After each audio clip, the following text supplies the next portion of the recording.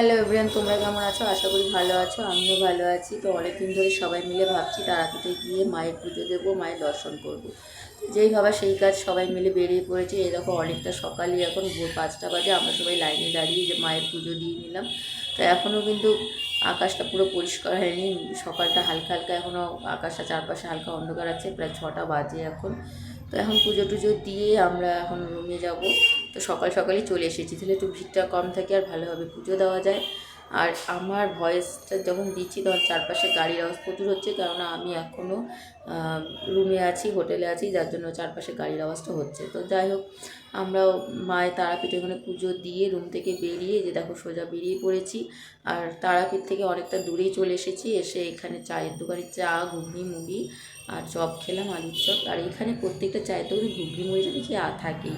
যাই হোক, সকালে নাস্তা হয়ে গেল। এখন আমাদের গন্তব্য হচ্ছে মায়াপুর। তো চলো তোমাদেরকে সাথে নিয়ে মায়াপুরটাও ঘুরে আসি। এই যে দেখো চলে আসলাম মায়াপুরে। আর মায়াপুরের এই জায়গাটাতে তো খুবই ভালো লাগছে দেখতে। আর চারপাশে যে কীর্তন, নাম কীর্তন হচ্ছে, রাধা কৃষ্ণের যে নাম হচ্ছে, শুনে তো খুবই ভালো লাগছে, মনটা শান্ত হয়ে যাচ্ছে।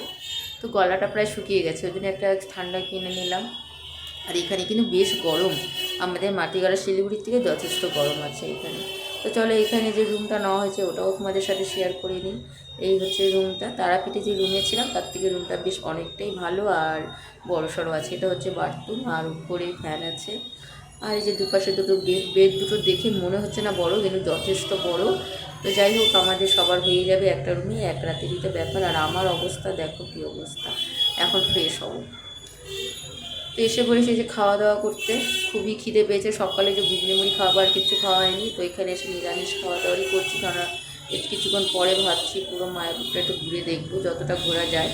তো একটু রেস্ট ফেস্ট করে সবাই মিলে চলে আসলাম লঞ্চের এখানে। তো কালকে লঞ্চ করেই যেতে হবে নবদ্বীপ, নদীর ওপারেই।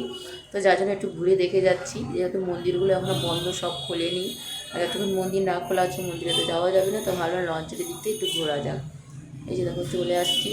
এখানে নাকি গঙ্গা যমুনা এক হয়েছে, তো ওটাও দেখতে পাবো নিশ্চয়ই। আর এখানে হচ্ছে ঘাটের পাশে, এখানে স্নান করবো। কালকে সকালে ইচ্ছা আছে গঙ্গা স্নান, আমি জানি না কী হবে। তো এখানে স্নান করবো। এই যেখানে হচ্ছে একটা মন্দির আছে, স্নান করে সবাই এখানে পুজো দেয়। এই যে রাধা মাধব আছে, গৌরনিতাই আছে, শিব শিব ঠাকুর আছে। তো সব রকমের ঠাকুরই এখানে আছে, সবাই স্নান ধান করে পুজো দেয়। তো একটু ঘুরে দেখলাম। ইচ্ছে আছে কালকে এখানে স্নান করবো, স্নান না করলেও এসে পুজো দিয়ে যাব। যে দেখো, আমার তো খুবই ভালো লাগছে। এই যে সব জায়গা প্রথমবার এসেছি, আর সত্যি খুব ভালো লাগছে, মনটা শান্তও হয়ে গেছে।